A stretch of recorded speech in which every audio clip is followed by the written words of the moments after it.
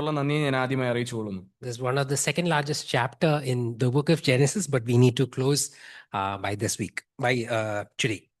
ഉൽപ്പത്തി പുസ്തകത്തിൽ തന്നെ വലിപ്പമേറിയ ഒരു അധ്യായങ്ങളിൽ ഒന്നാണ് ഈ അധ്യായം. So what we'll do is we'll just read a couple of verses. I'll just mention some verses. Ashims will read those verses, and from that we'll look at book chapter 41. 41-ാം അധ്യായത്തിൽ നിന്ന് നമുക്ക് ചില വാക്യങ്ങൾ വായിക്കാവുന്നതാണ്. Verses 1 to 8. ആദ്യമായി 1 മുതൽ 8 വരെയുള്ള വാക്യങ്ങൾ. 2 സംവത്സരം കഴിഞ്ഞ ശേഷം ഫറവോൻ ഒരു സ്വപ്നം കണ്ടതെന്നാൽ അവൻ നദീതീരത്ത് നിന്നു. അപ്പോൾ രൂപഗുണവും മാംസപുഷ്ടിയുമുള്ള 7 പശു നദിയിൽ നിന്ന് കയറി ഞാങ്ങണയുടെ ഇടയിൽ മേഞ്ഞുകൊണ്ടിരുന്നു. അവയുടെ പിന്നാലെ മെലിഞ്ഞും വിരൂപവുമായുള്ള വേറെ 7 പശു നദിയിൽ നിന്ന് കയറി നദീതീരത്ത് മറ്റേ പശുക്കളുടെ അരികെ നിന്നു. മെലിഞ്ഞും വിരൂപവുമായുള്ള പശുക്കൾ രൂപഗുണവും മാംസപുഷ്ടിയുമുള്ള 7 പശുക്കളെ തിന്നുകളഞ്ഞു. അപ്പോൾ ഫറവോൻ ഉണർന്നു. അവൻ പിന്നെയും ഉറങ്ങി രണ്ടാമതും ഒരു സ്വപ്നം കണ്ടു. പുഷ്ടിയുള്ളതും നല്ലതുമായ 7 കതിർ ഒരു തണ്ടിൽ നിന്ന് പൊങ്ങി വന്നു. അവയുടെ പിന്നാലെ നേർത്തും കിഴക്കൻ കാറ്റിനാൽ കരിഞ്ഞുമിരിക്കുന്ന 7 കതിർ പൊങ്ങി വന്നു. നേർത്ത 7 കതിരുകൾ പുഷ്ടിയും മണിക്കരുത്തുമുള്ള 7 കതിരുകളെ വിഴുങ്ങിക്കളഞ്ഞു. അപ്പോൾ ഫറവോൻ ഉണർന്നു, അത് സ്വപ്നമെന്ന് അറിഞ്ഞു. പ്രഭാതകാലത്ത് അവൻ വ്യാകുലപ്പെട്ടു. മിസ്രൈമിലെ മന്ത്രവാദികളെയും ജ്ഞാനികളെയും എല്ലാം ആളയച്ചു വരുത്തി അവരോട് തന്നെ സ്വപ്നം പറഞ്ഞു. എന്നാൽ വ്യാഖ്യാനിക്കുവാൻ ആർക്കും കഴിഞ്ഞില്ല. Verses 14 to 16. 14 മുതൽ 16 വരെയുള്ള വാക്യങ്ങൾ. ഉടനെ ഫറവോൻ ആളയച്ച് യോസെഫിനെ വിളിപ്പിച്ചു. അവർ അവനെ വേഗത്തിൽ കുണ്ടറയിൽ നിന്ന് ഇറക്കി. അവൻ ക്ഷൗരം ചെയ്യിച്ച് വസ്ത്രം മാറി ഫറവോന്റെ അടുക്കൽ ചെന്നു. ഫറവോൻ യോസെഫിനോട്, ഞാൻ ഒരു സ്വപ്നം കണ്ടു, അതിനെ വ്യാഖ്യാനിപ്പാൻ ആരുമില്ല. എന്നാൽ നീ ഒരു സ്വപ്നം കേട്ടാൽ വ്യാഖ്യാനിക്കുമെന്ന് നിന്നെക്കുറിച്ച് ഞാൻ കേട്ടിരിക്കുന്നു എന്ന് പറഞ്ഞു. അതിന് യോസെഫ് ഫറവോനോട്, ഞാനല്ല, ദൈവം തന്നെ ഫറവോന് ശുഭമായൊരു ഉത്തരം നൽകും എന്ന് പറഞ്ഞു. പിന്നെ ഫറവോൻ യോസെഫിനോട് പറഞ്ഞത്, എന്റെ സ്വപ്നത്തിൽ അല്ല എന്ന് പറഞ്ഞു. Verses 25 to 32. 25 മുതൽ 32 വരെയുള്ള വാക്യങ്ങൾ. അപ്പോൾ യോസെഫ് ഫറവോനോട് പറഞ്ഞത്, ഫറവോന്റെ സ്വപ്നം ഒന്നു തന്നെ, താൻ ചെയ്യുവാൻ ഭാവിക്കുന്നത് ദൈവം ഫറവോനെ വെളിപ്പെടുത്തിയിരിക്കുന്നു. 7 നല്ല പശു 7 സംവത്സരം, നല്ല കതിരും 7 സംവത്സരം, സ്വപ്നം ഒന്നു തന്നെ. അവയുടെ പിന്നാലെ കയറി വന്ന മെലിഞ്ഞും വിരൂപവുമായുള്ള 7 പശുവും കിഴക്കൻ കാറ്റിനാൽ കരിഞ്ഞും പതിരായുള്ള 7 കതിരും 7 സംവത്സരവും. അവ ക്ഷാമമുള്ള 7 സംവത്സരം ആകുന്നു. ദൈവം ചെയ്യുവാൻ ഭാവിക്കുന്നത് ഫറവോനോട് കാണിച്ചു തന്നിരിക്കുന്നു. അതാകുന്നു ഞാൻ ഫറവോനോട് പറഞ്ഞത്. മിസ്രൈം ദേശത്ത് ഒക്കെയും ബഹുസുഭിക്ഷമായ 7 സംവത്സരം വരും. അത് കഴിഞ്ഞിട്ട് ക്ഷാമമുള്ള 7 സംവത്സരം വരും. അപ്പോൾ മിസ്രൈം ദേശത്ത് ആ സുഭിക്ഷതയൊക്കെയും മറന്നിരിക്കും. ക്ഷാമത്താൽ ദേശമൊക്കെയും ക്ഷയിച്ചു പോകും. പിൻവരുന്ന ക്ഷാമം അതികഠിനമായിരിക്കിയാൽ ദേശത്തുണ്ടായിരുന്ന സുഭിക്ഷത അറിയായി പോകും. ഫറവോന് സ്വപ്നം 2 വട്ടം ഉണ്ടായതോ കാര്യം ദൈവത്തിന്റെ മുൻപാകെ സ്ഥിരമായിരിക്കുക കൊണ്ടും ദൈവം അതിനെ വേഗത്തിൽ വരുത്തുവാനിരിക്കുക കൊണ്ടും ആകുന്നു. Verses 51 and 52. 51 52 വാക്യങ്ങൾ. എന്റെ സകല കഷ്ടതയും എന്റെ പിതൃഭവനമൊക്കെയും ദൈവം എന്നെ മറക്കുമാറാക്കി എന്ന് പറഞ്ഞ് യോസെഫ് തന്റെ ആദ്യജാതന് മനശ്ശെ എന്ന് പേരിട്ടു. സങ്കടദേശത്ത് ദൈവം എന്നെ വർദ്ധിപ്പിച്ചു എന്ന് പറഞ്ഞ് അവന് രണ്ടാമത്തവന് എഫ്രീം എന്ന് പേരിട്ടു. 56 and 57 also. 56 57 വാക്യങ്ങൾ. ക്ഷാമം ഭൂതകാലത്തിലൊക്കെയും ഉണ്ടായി. യോസെഫ് പാണ്ഡികശാലകളൊക്കെയും തുറന്നു. മിസ്രൈമ്യർക്ക് ധാന്യം വിറ്റു. ക്ഷാമം മിസ്രൈം ദേശത്തും കഠിനമായി തീർന്നു. ഭൂമിയിൽ എങ്ങും ക്ഷാമം കഠിനമായി തീർന്നതുകൊണ്ട് സകല ദേശക്കാരും ധാന്യം കൊള്ളുവാൻ മിസ്രൈമിൽ യോസെഫിന്റെ അടുക്കൽ വന്നു. As we see this chapter, I want you to see the bigger picture that Moses is drawing from this chapter, not about Joseph, but the bigger picture about the autobiography of God himself. 41-ാം അധ്യായം നാം നോക്കുമ്പോൾ ഇതിൽ നിന്ന് നമുക്ക് മനസ്സിലാക്കുവാൻ കഴിയുന്ന യോസെഫിനെ പറ്റിയുള്ള ഒരു കാര്യമല്ല, അതിനേക്കാൾ ഉപരി ദൈവത്തിന്റെ കൃപയുടെ ഒരു ജീവചരിത്രമാണ് നമുക്ക് ഈ അധ്യായത്തിൽ നിന്ന് മനസ്സിലാക്കുവാൻ കഴിയുന്നത്. Generally, when we look this chapter, we read this chapter and understand and summarize this chapter as something from rags to riches. നാം 41-ാം അധ്യായം പൊതുവെ നാം നോക്കുമ്പോൾ ഒരു ദാരിദ്ര്യത്തിൽ നിന്നും അല്ലെങ്കിൽ വളരെ താഴേക്കിടയിൽ നിന്നും വളരെ ഉന്നതിയിലേക്ക് അല്ലെങ്കിൽ വളരെ ഉന്നതിയിലേക്ക് കൊണ്ടുവരുന്ന ഒരു കാര്യമാണ് നാം എപ്പോഴും ചിന്തിക്കാറുള്ളത്. We look at Joseph, who was in the prison and who was in the pit, and finally now he is in the palace. യോസെഫിനെ കുറിച്ച് നാം നോക്കുമ്പോൾ യോസെഫ് പണ്ട് താൻ കുഴിയിലകപ്പെട്ടതും താൻ കുണ്ടറയിലകപ്പെട്ടതും അതിനുശേഷം ഇപ്പോൾ കൊട്ടാരത്തിലായിരിക്കുന്നതുമാണ് നാം കാണുന്നത്. And probably you can conclude that if you are given a faith, you will receive blessings and you will get the promotion and you will be in a blessing place. You can probably read the story like that as well. നമുക്ക് അതിൽ നിന്ന് മനസ്സിലാക്കുവാൻ സാധാരണമായി കഴിയുന്നത് നാം ദൈവത്തിന്റെ കൃപയിൽ ആശ്രയിച്ച് ദൈവത്തിൽ വിശ്വസിച്ച് ദൈവത്തിൽ ആശ്രയിച്ചായിരിക്കുകയാണെങ്കിൽ നാം ആ താഴെയിൽ നിന്നും നമുക്കൊരു പ്രൊമോഷൻ അല്ലെങ്കിൽ നമുക്കൊരു ഉന്നതത്തിലേക്ക് കൊണ്ടുവരുന്ന ഒരു അവസ്ഥ നമ്മുടെ ജീവിതത്തിൽ ഉണ്ടാകുമെന്നുള്ളതാണ്. But if you read the chapter that way, you actually miss the main point. The story is not about Joseph and his prosperity, but it's about God's large rescue plan. എന്നാൽ നാം ആ രീതിയിൽ ഈ 41-ാം അധ്യായം വായിക്കുകയാണെങ്കിൽ നാം അതിലെ പ്രാധാന്യമേറുന്ന ഒരു വസ്തുത നാം മിസ് ചെയ്യുകയാണ്. അതെന്താണെന്ന് വെച്ച് കഴിഞ്ഞാൽ യോസെഫിനെ സുഭിക്ഷതയിലേക്ക് കൊണ്ടുവരുന്നതല്ല, ദൈവത്തിന്റെ ഒരു വലിയ കാര്യപരിപാടിയാണ് നമുക്ക് അവിടെ കാണുവാനുള്ളത്. I want to ask you a very fundamental question. നിങ്ങളോട് എനിക്ക് വളരെ അടിസ്ഥാനമായിട്ടുള്ള ഒരു ചോദ്യം ചോദിക്കുവാനുണ്ട്. What is the human condition? മനുഷ്യന്റെ അവസ്ഥ എന്താണ്? What is our greatest need? നമ്മുടെ ഏറ്റവും ആത്യന്തികമായിട്ടുള്ള ആവശ്യം എന്താണ്? How we define our need, or is the problem solution to that our need, is often regard to what is our problem. നമ്മുടെ പ്രശ്നം എന്താണോ അതിന് വേണ്ടുന്ന സൊല്യൂഷനെ നാം എന്തായിട്ടാണ് മനസ്സിലാക്കുന്നത്. So based on what your problem is, you call for someone for help. നമ്മുടെ പ്രശ്നം മനസ്സിലാക്കിയതിനു ശേഷമാണ് നാം ആ പ്രശ്നത്തിന് സൊല്യൂഷൻ നൽകുവാൻ കഴിയുന്ന ഒരാളെ നാം സമീപിക്കുന്നത്. Let me give you an example. ഞാനൊരു ഉദാഹരണം നിങ്ങളുടെ മുൻപിൽ വെക്കുകയാണ്. I'm sure most of us like swimming. നമുക്ക് എല്ലാവർക്കും തന്നെ സ്വിമ്മിംഗ് വളരെ ഇഷ്ടമുള്ള ഒരു കാര്യമാണ്. And most of us probably can float on water. നമുക്ക് വെള്ളത്തിന് മുകളിൽ ഫ്ലോട്ട് ചെയ്യുവാൻ കഴിയുന്നതാണ്. But suppose you want to be a very good swimmer, what do? നമുക്ക് എന്നാൽ വളരെ നല്ലൊരു നീന്തുന്ന വ്യക്തി ആകണമെന്നെങ്കിൽ നാം എന്താണ് സാധാരണ ചെയ്യുക? And you call for a swimming coach. നാം ഒരു സ്വിമ്മിംഗ് കോച്ചിനെ അല്ലെങ്കിൽ നീന്തൽ വിദഗ്ധനെ നാം സമീപിക്കും. So what does the swimming coach do? എന്താണ് ആ നീന്തൽ വിദഗ്ധൻ നമുക്ക് നൽകി തരുന്നത്? He gives you instructions to straighten your arm. നമ്മുടെ കൈകളൊക്കെ വിരിച്ച് കാര്യങ്ങൾ ചെയ്യാൻ നമ്മോട് പറയും. He tells you to kick your legs. നമ്മുടെ കാലുകൾ വെള്ളത്തിൽ അടിക്കുവാൻ പറയും. And he tells how to breathe and how to take in oxygen and leave out oxygen, how to move and give all your actions. വെള്ളത്തിൽ എങ്ങനെ നാം വായു എടുക്കണം, വായു പുറത്തോട്ട് വിടണം, എങ്ങനെ നാം ശ്വസിക്കണം എന്നുള്ള കാര്യങ്ങളൊക്കെ നമുക്ക് ഇൻസ്ട്രക്ഷൻ നൽകുന്നതാണ്. And he helps you how to improve on your swimming. അത് തന്നെയല്ല, നമുക്ക് എങ്ങനെ നീന്തൽ വളരെ നന്നായിട്ട് ചെയ്യാം എന്നുള്ള ടിപ്സും നമുക്ക് പറഞ്ഞു നൽകുന്നതാണ്. But suppose in a situation you go on a houseboat and you fall off the houseboat. എന്നാൽ സാഹചര്യം വേറെ ഒന്നാണെന്ന് വിചാരിക്കുക. നാം ഒരു ഹൗസ് ബോട്ടിലായിരിക്കുകയാണ്, നാം ആ ഹൗസ് ബോട്ടിൽ നിന്നും വെള്ളത്തിലേക്ക് വീഴുന്ന ഒരു അവസ്ഥയാണെന്ന് വിചാരിക്കുക. You don't know how to swim. നമുക്ക് നീന്തുവാൻ അറിയുകയില്ല. The water is very deep. വെള്ളം വളരെ താഴ്ചയുള്ളതാണ്. And do you expect your swimming coach to give you instruction on how to swim at that point of time? ആ സാഹചര്യത്തിൽ നാം ആരെങ്കിലും ഒരു swimming അല്ലെങ്കിൽ ഒരു നീന്തൽ വിദഗ്ധന്റെ അടുത്ത് നിന്ന് നിർദ്ദേശങ്ങളെയാണോ ആഗ്രഹിക്കുന്നത്? At that point of time, what you need is not a swimming coach, but what you need is a lifeguard. ആ സാഹചര്യത്തിൽ നമുക്ക് വേണ്ടത് ഒരു നീന്തൽ വിദഗ്ധന്റെ നിർദ്ദേശങ്ങളല്ല, എന്നാൽ നമ്മുടെ ജീവൻ രക്ഷിക്കുവാൻ കഴിയുന്ന ഒരു വ്യക്തിയെയാണ്. Someone who can drive in the water and save you and rescue you, bring you to the safe shore so that your life is safe. ആ വെള്ളത്തിലേക്ക് എടുത്തു ചാടി നമ്മെ വെള്ളത്തിൽ നിന്ന് ഉയർത്തി രക്ഷിച്ച് കരയ്ക്ക് കൊണ്ടുവരുവാൻ കഴിയുന്ന ഒരു വ്യക്തിയാണ് നമുക്ക് അവിടെ ആവശ്യമുള്ളത്. The world often treats gods like a swimming coach. പലപ്പോഴും ലോകം ദൈവത്തെ ഒരു നീന്തൽ വിദഗ്ധനെ പോലെയാണ് അഭിമുഖീകരിക്കുന്നത്. You ask God, give me the wisdom. ദൈവത്തോട് നാം പറയണം, ദൈവമേ എനിക്ക് ജ്ഞാനം തരണമേ. God, give me the wisdom on how to marry. What are the 5 steps to have a good married life? എനിക്ക് ഒരു വിവാഹം കഴിച്ച് വിവാഹത്തിൽ നന്നായിട്ട് പോകുവാനുള്ള ഒരു 5 സ്റ്റെപ്സ് എനിക്ക് പറഞ്ഞു തരണമേ. Teach me how to manage my stress. എന്റെ ഭാരങ്ങളെ എനിക്ക് മാനേജ് ചെയ്യാൻ പറ്റുമെന്ന് ദൈവമേ എനിക്ക് പറഞ്ഞു തരണമേ. We often think that religion is something where you have a God who's shouting at the shore and giving you instructions on how to do and how to conduct your life. നാം പലപ്പോഴും ആഗ്രഹിക്കുന്നത് ഈ കരയ്ക്ക് നിന്ന് നമുക്ക് നിർദ്ദേശങ്ങൾ നൽകുന്ന ഒരു വിദഗ്ധനെ പോലെയാണ് നാം ദൈവത്തെ സമീപിക്കുന്നത്. If you be good, if you pray more, if you don't sin, ultimately you will have a good life and you will find favor in sight. നാം കരുതുന്നത് നാം പാപം ചെയ്യാതെ ദൈവസന്നിധിയിൽ വിശ്വസ്തയോടെ നടക്കുകയാണെങ്കിൽ മാത്രം ദൈവം നമ്മെ സഹായിക്കും എന്നുള്ള ഒരു കാര്യമാണ്. But Ephesians 2 very clearly tells us like this. എഫേസ്യ ലേഖനം 2-ാം അധ്യായം വളരെ വ്യക്തമായിട്ട് നമ്മുടെ മുൻപിൽ പറയുകയാണ്, we are dead in our trespasses. നാം അതിക്രമങ്ങളാലും പാപങ്ങളാലും മരിച്ചവരായിരുന്നു. We are drowning in our sins. We are not just people who are not able to swim. We are actually corpses, dead bodies out there who are singing in the bottom of the river.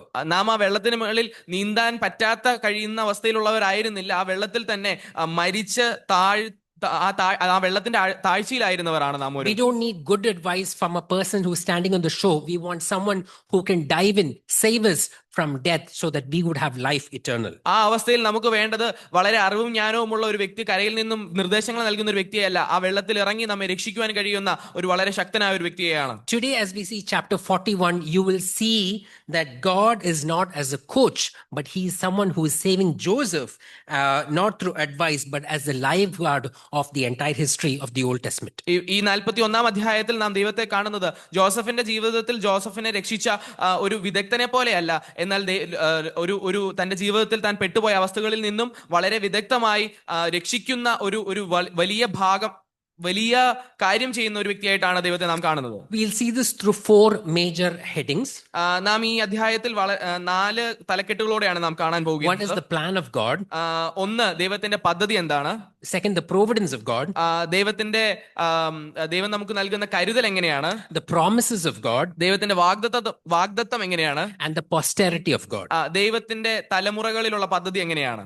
First, let's look at the plan of God. ദൈവത്തിന്റെ പദ്ധതി എന്താണ് നമുക്ക് ആദ്യമായിട്ട് നോക്കാം. So the scene opens when we have Pharaoh, who is the most powerful man in the entire world. He has a dream. He has 2 dreams and he's disturbed by these dreams. 41-ാം അധ്യായം തുടങ്ങുന്നത് ഫറവോനെ കാണിച്ചുകൊണ്ടാണ്. വളരെ അറിവും ജ്ഞാനവും വളരെ ഔന്നത്യത്തിലും ഇരിക്കുന്ന ഒരു വ്യക്തിയെ കാണിച്ചുകൊണ്ടാണ് 41-ാം അധ്യായം നാം തുടങ്ങുന്നത്. He has a nightmare where he sees 7 fat cows and 7 skinny cows. താനൊരു സ്വപ്നം കാണുകയാണ്. 7 തടിപ്പിച്ച അല്ലെങ്കിൽ വളരെ ഹെൽത്തി ആയിട്ടുള്ള 7 പശുക്കളെയും വളരെ ശോഷിച്ച 7 പശുക്കളെയും. And he sees a second set of dreams where he sees 7 plum ears of grain, and which is followed by 7 withered ears of grains as well. അതിനുശേഷം ഫറവോൻ കാണുന്ന സ്വപ്നം എന്ന് പറയുന്നത് 7 വളരെ പുഷ്ടിയുള്ള കതിരുകളും വളരെ ശോഷിച്ച 7 കതിരുകളും. We were reading verse 8 that he calls all the magicians. They give him interpretations, but he understands that is not what it means. എട്ടാം വാക്യത്തിൽ നാം കാണുകയാണ് ഫറവോൻ അവിടെയുള്ള സകല മാന്ത്രികന്മാരെയും വിദ്വാൻമാരെ ഒക്കെ വിളിക്കുകയാണ്. പക്ഷെ അതിനുള്ള സൊല്യൂഷൻ അല്ലെങ്കിൽ അതിന്റെ വ്യാഖ്യാനം ഫറവോന് ലഭിക്കുന്നില്ല.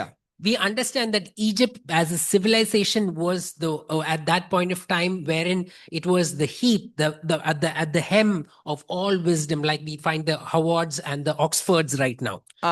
നാം നോക്കുകയാണെങ്കിൽ ഈജിപ്റ്റ് എന്ന് പറയുന്നത് ആ കാലത്തെ വളരെ അറിവിന്റെ ജ്ഞാനത്തിന്റെ ഔന്നത്യത്തിൽ നിൽക്കുന്ന ഒരു സ്ഥലം എന്നോ അല്ലെങ്കിൽ ഇന്നത്തെ കാലത്തേക്ക് നാം കമ്പയർ ചെയ്ത് പറയുകയാണെങ്കിൽ ഒരു ഓക്സ്ഫോർഡ് എന്നോ MIT എന്നൊക്കെ പറയുന്ന ഒരു സ്ഥലമായിട്ടാണ് ഈജിപ്തിനെ അവിടെ കാണിക്കുന്നത്. Like we have the Niles, which was the most fertile land because of the longest river at that point of time.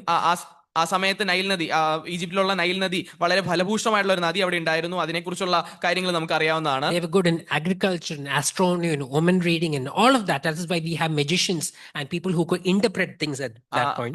അവിടെ നോക്കുകയാണെങ്കിൽ വളരെ നല്ല രീതിയിൽ കൃഷി ചെയ്യുന്ന ആൾക്കാരെയും വാനനിരീക്ഷണം ചെയ്യുന്ന ആൾക്കാരെയും അതുപോലെ തന്നെ വളരെ കാര്യഗൗരവമായിട്ട് കാര്യങ്ങൾ ചെയ്യുന്ന ആൾക്കാരെ ഒക്കെ നമുക്ക് അവിടെ കാണുവാൻ കഴിയുന്നു. But we see that all of that wisdom hits a ceiling when it comes to heavenly wisdom, when it comes to the plan of God. എന്നാൽ നാം ഇവിടെ കാണുകയാണ് മാനുഷികമായിട്ടുള്ള ജ്ഞാനം ദൈവത്തിന്റെ പദ്ധതിയോട് അടുത്ത് വന്നപ്പോൾ അതിന് ഒരു പരിമിതി വന്നു. അതിനെ കടക്കുവാൻ കഴിയുന്നില്ല. The experts could only see the cows in the agriculture. They could not see God himself. അവിടെ ആ വിദ്വാൻമാർക്ക് കാണുവാൻ കഴിയുന്നത് വെറും പശുക്കളെയും അവിടുത്തെ ആ കതിരുകളെയും മാത്രമാണ്. എന്നാൽ ദൈവത്തിന്റെ കാര്യപരിപാടികളെ അല്ലെങ്കിൽ ദൈവത്തിന്റെ പദ്ധതിയെ അവിടെ കാണുവാൻ കഴിയുന്നില്ല. Also remember that this is a time wherein Pharaoh himself was considered as a god. നാം ആ കാലഘട്ടത്തെ കുറിച്ച് ചിന്തിക്കണം. ഫറോ തന്നെ അവിടെ ഒരു ദൈവമായിട്ട് അല്ലെങ്കിൽ വളരെ ഉന്നതമായിട്ടുള്ള ഒരു സ്ഥാനത്ത് നിലനിൽക്കുന്ന സമയമാണ്. And that is where in verse 14 to 16 we read that the wisdom of God has been revealed. 14 മുതൽ 16 വരെയുള്ള വാക്യങ്ങളിൽ അതുകൊണ്ടാണ് പറയുന്നത് ദൈവത്തിന്റെ ജ്ഞാനം അവിടെ വെളിപ്പെട്ടു വന്നു എന്നുള്ളത്. And there we read that in just a day's time, someone who was on the prison, who waited for 2 years, was shifted, changed his clothes, shaved, and presented in front of Pharaoh. അവിടെ നാം കാണുകയാണ് ഒരു വ്യക്തിയെ കുണ്ടറയിൽ ഏകദേശം നാളുകൾ അടയ്ക്കപ്പെട്ട് കിടന്ന ഒരു വ്യക്തിയെ ദൈവം തന്റെ കാര്യപരിപാടിയാൽ അവിടുന്ന് മാറ്റി തന്റെ സന്നിധിയിൽ അല്ലെങ്കിൽ ഫറവോന്റെ മുൻപിൽ കൊണ്ടുവരുന്ന കാര്യപരിപാടിയെ നാം അവിടെ കാണുകയാണ്. And here Pharaoh is asking, I've heard that you can interpret you can interpret dreams. അവിടെ യോസേഫിനോട് ഫറവോൻ ചോദിക്കുകയാണ്, നിനക്ക് സ്വപ്നങ്ങളെ വ്യാഖ്യാനിക്കുവാനുള്ള കഴിവുണ്ടോ എന്നുള്ള കാര്യം. So this is a job interview in front of Joseph, which could save him for his life for an eternal, and probably he could go back if he would have interpreted these dreams. യോസഫിനെ നോക്കുകയാണെങ്കിൽ തന്റെ മുൻപിൽ നിൽക്കുന്ന ഏറ്റവും വലിയ ഒരു interview പോലെയാണ്, തന്റെ ജീവൻ രക്ഷിക്കുവാൻ കഴിയുന്ന, തനിക്ക് അവിടെ നിന്ന് രക്ഷപ്പെടുവാൻ കഴിയുന്ന ഒരു വലിയ ഇന്റർവ്യൂ പോലെയാണ് ഈ സാഹചര്യം നിൽക്കുന്നത്. But here Joseph is saying that it is not me, I cannot interpret dream, only God can do it. It is nothing of me that I can do it, only God can do it. എന്നാൽ യോസഫ് പറയുകയാണ്, എനിക്ക് അത് അവിടെ ഒന്നും ചെയ്യുവാനോ പറവാനോ ഇല്ല, ദൈവമാണ് നിനക്ക് ഇത് വെളിപ്പെടുത്തി തരുന്നത്. So he shifts the credit to from him, and he points out to God.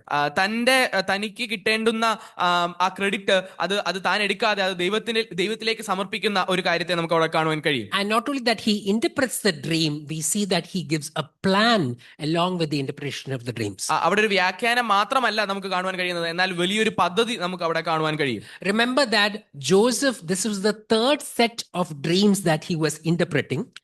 നാം നോക്കുകയാണെങ്കിൽ യോസഫ് വ്യാഖ്യാനിക്കുന്ന മൂന്നാമത്തെ ഒരു സ്വപ്നമാണിത്. Third set of dreams there were two sets of two dreams that was done. This was the third set of dreams that he was interpreting.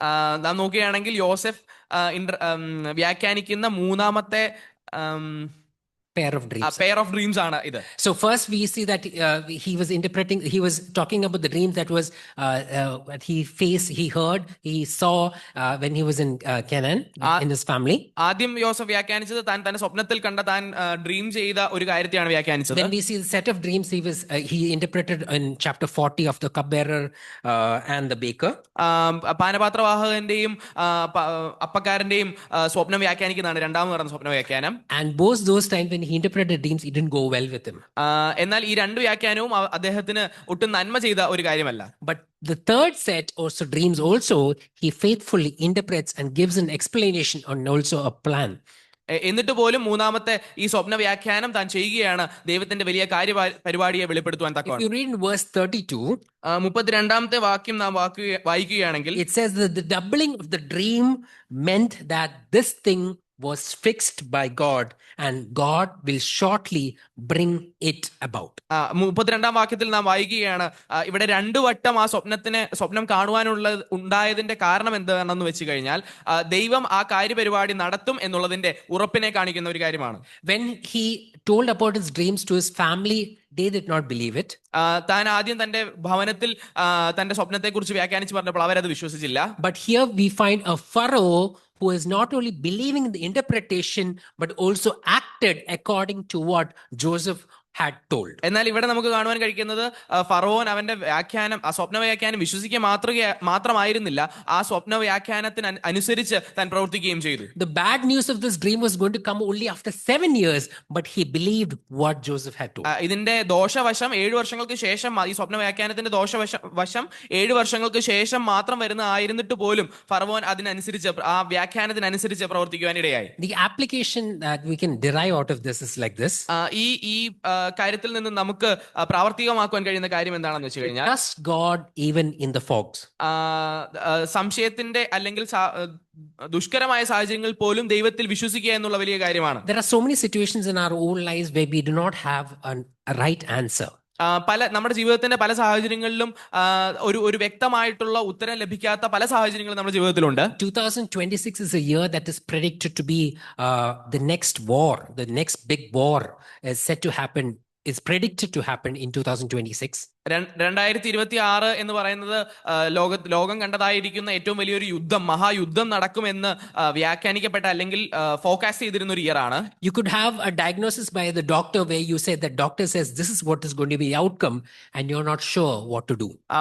ഒരു വൈദ്യൻ ഇതായിരിക്കാം ഇതിന്റെ ഒരു ഫലം എന്ന് പറയുന്നത് പോലെയാണ് പറഞ്ഞിരുന്നത്. You can have the financial market where you do not know what is going to happen in the next moment. സാമ്പത്തികമായിട്ടുള്ള കാര്യങ്ങളിലേക്ക് നമുക്ക് നോക്കുകയാണെങ്കിൽ ഇത് ഇങ്ങനെ സംഭവിക്കാം എന്ന് പറയുന്ന ഒരു ഉറപ്പില്ലാത്ത കാര്യത്തെയാണ് നമുക്ക് അവിടെ കാണാൻ കഴിയും. Everything seems so bleak. നമുക്കെല്ലാം കാണുവാൻ കഴിയുന്നത് ഉറപ്പില്ലാത്ത ഒരു ഫോഗി ആയിട്ടുള്ള കാര്യങ്ങളാണ്. മലയാളത്തിൽ പറഞ്ഞ പിള്ളേർ ഭാഷ പറഞ്ഞ കട്ട പുക എന്ന് തോന്നുന്നു. So you need to depend on God's plan at this point of time. ഈ സാഹചര്യത്തിൽ നമുക്ക് ചെയ്യുവാൻ കഴിയുന്നത് ദൈവത്തിന്റെ കാര്യപരിപാടികൾ അല്ലെങ്കിൽ ദൈവത്തിന്റെ പദ്ധതിയിൽ നാം ശരണപ്പെടുക എന്നുള്ള കാര്യമാണ്. In 37, we find that Joseph's dream, when Joseph had set his dream, this was a promise of his exaltation. 37-ാം വാക്യത്തിൽ നമുക്ക് കാണുവാൻ കഴിയും ഫറവോനും തന്റെ ഈ വാക്ക് ഫറവോനും അവന്റെ സകല ഭൃത്യന്മാർക്കും ബോധിച്ചു എന്നുള്ള കാര്യം. No, the 37, we see that Joseph's dream was an explanation of his exaltation. 37. Verse 37, Chapter 37. 37-ാം അധ്യായം നാം നോക്കുകയാണെങ്കിൽ തന്റെ Exaltation, അവന്റെ promotion, chapter 37, we see that the haystacks bow in front of Joseph, right? So that was the promise of his exaltation. Chapter 37. 37-ാം അധ്യായത്തിൽ നാം നോക്കുമ്പോൾ തന്നെ ഉയർത്തുമെന്നുള്ള ഒരു കാര്യത്തിന്റെ ഒരു ഉറപ്പ് അല്ലെങ്കിൽ അതിന്റെ ഒരു കാര്യം നമുക്ക് അതിന്റെ ഉറപ്പ് നമുക്ക് 37-ാം അധ്യായത്തിൽ കാണാവുന്നതാണ്. And in chapter 41, we find the means how he is exalted. എന്നാൽ 41-ാം അധ്യായത്തിൽ അത് എങ്ങനെ ഉയർത്തും അല്ലെങ്കിൽ ജോസഫിനെ എങ്ങനെ അത് ഉയർത്തും എന്നുള്ള അതിന്റെ മാർഗം നമുക്ക് കാണുവാൻ കഴിയുകയാണ്. Between chapter 37 and 41, we find 13 years of pain. 37-ാം അധ്യായം മുതൽ 41-ാം അധ്യായം വരെയുള്ള കാര്യങ്ങൾ നാം നോക്കുകയാണെങ്കിൽ ഏകദേശം 13 വർഷത്തെ വേദനകളുടെ വർഷം എന്ന് നമുക്ക് കാണുവാൻ കഴിയും. The plan of God never changed in these 13 years. എന്നാൽ ഈ 13 വർഷത്തിനുള്ളിൽ ദൈവത്തിന്റെ കാര്യപരിപാടികൾക്കോ ദൈവത്തിന്റെ പദ്ധതികൾക്കോ ഒരു മാറ്റവും ഉണ്ടായില്ല എന്ന് നമുക്ക് കാണുവാൻ കഴിയും. You might be in a situation probably where you lost your job. നാം ചിലപ്പോൾ ചില സാഹചര്യങ്ങളിൽ എത്തിച്ചേരും നമ്മുടെ ജോലി നഷ്ടപ്പെടുന്ന ഒരു അവസ്ഥ. And probably few months or few quarters you're there without a job. ചില മാസങ്ങൾ നാം ജോലി ഇല്ലാതെ അതിന്റെ ആ സ്ട്രഗിൾ അനുഭവിക്കുന്ന ചില മാസങ്ങൾ വരാം. Then you come to a point where you probably get a better job than your first job. എന്നാൽ അതിനുശേഷം നാം ആയിരുന്ന ജോലിയേക്കാൾ വളരെ നല്ലതായിട്ടുള്ള ഒരു ജോലി നമുക്ക് ലഭിക്കുന്ന ഒരു അവസ്ഥയിലേക്ക് നാം കടന്നു വരും. But we always understand that whether it's your first job or your second job, God has a plan and a reason why He's taking you through all these situations. എന്നാൽ നമുക്ക് അവിടെ ചിന്തിക്കാൻ കഴിയുന്നത് ദൈവം തന്നെ എന്നെ ഈ സാഹചര്യത്തിലൂടെ കൊണ്ടുപോകുന്ന ദൈവത്തിന്റെ പദ്ധതിയുടെ ഭാഗമാണോ എന്നുള്ള കാര്യവും ദൈവം എന്നെ ആക്കി വെക്കുവാൻ ഉദ്ദേശിച്ചിരുന്ന സാഹചര്യം ഏതാണോ എന്നുള്ളതാണ്. Always trust on the plan of God because He sees what you and me cannot see. നാം എപ്പോഴും ദൈവത്തിന്റെ പദ്ധതിയിലും കാര്യപരിപാടിയിലും വിശ്വസിക്കണം, ശരണപ്പെടണം. കാരണം നമുക്ക് ദൈവത്തിന്റെ ഉദ്ദേശം എന്താണെന്നുള്ളത് മനസ്സിലാക്കുവാൻ കഴിയുന്നതല്ല. Often we look at our lives like looking at those cows, our circumstances, but we often forget the author of the dream. നാം ആ പശുക്കൾ അല്ലെങ്കിൽ ആ സാഹചര്യങ്ങൾ, നമുക്ക് ചുറ്റുമുള്ള സാഹചര്യങ്ങളെ നോക്കുകയല്ല, എന്നാൽ അതിന് പുറകിൽ നിൽക്കുന്ന അത് ചെയ്യുവാൻ ഉദ്ദേശിക്കുന്ന ദൈവത്തിന്റെ കാര്യപരിപാടിയാണ് നാം മനസ്സിലാക്കേണ്ടത്. Moving on to the second point. രണ്ടാമത്തെ പോയിന്റിലേക്ക് നമുക്ക് കടക്കാം. The providence of God. ദൈവത്തിന്റെ കരുതലിനെ നമുക്ക് കാണാം. If the plan was the blueprint of God, the plan is the blueprint of God. ദൈവത്തിന്റെ പ്ലാൻ എന്ന് പറയുന്നത് ഒരു ബ്ലൂ പ്രിന്റ് ആണെങ്കിൽ, the providence is the construction crew who God is arranging. ദൈവത്തിന്റെ കരുതൽ എന്ന് പറയുന്നത് ഈ പറയുന്ന പദ്ധതികളുടെ ഒരു നിർമ്മാണ കാര്യമാണ്. നിർമ്മാണം ചെയ്യാനുള്ള ആൾക്കാരാണ് providence.